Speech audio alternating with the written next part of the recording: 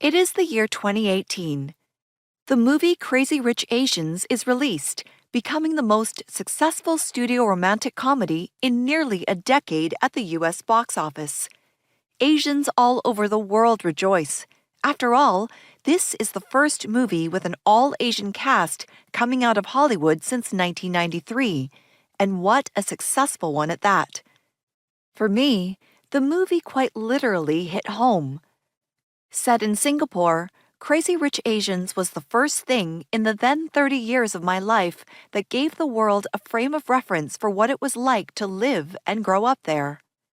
As heavily glamorized as the movie was, the picture it painted of Singapore was an undeniable improvement over what many others had until then assumed to be some part of China. The Singapore the world knows today resembles little of what I remember growing up in the 80s. Many landmarks that adorn our postcards, do people still send those anymore? Or tourism commercials were built in the last 10 to 15 years. In fact, I distinctly remember coming back for summer break while studying in college abroad, only to be completely taken aback by what looked like a spaceship perched precariously across 3 towering buildings.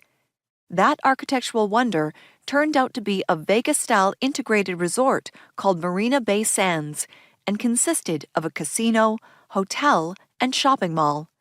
It would later become a defining part of the city's skyline in years to come, with many of us forgetting that even the land it sits on was a result of man-made intervention.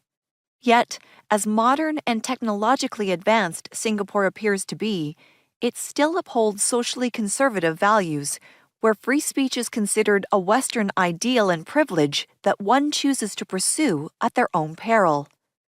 Locals are deterred from patronizing the aforementioned casino by being charged an entry levy, while the Singapore government has just started wrapping its head around the decriminalization of gay sex. Same-sex marriage remains very much prohibited. I speak about Singapore so much, partly because it has shaped so much of who I am. I was born and raised and have established most of my career here, despite having since moved to Los Angeles after having a pandemic-inspired move. But also because Singapore, a city-state of just 280 square miles with 0 natural resources and a mere 59 years of history, epitomizes the spellbinding tension that is stemmed from a constant need to progress and innovate itself out of irrelevance.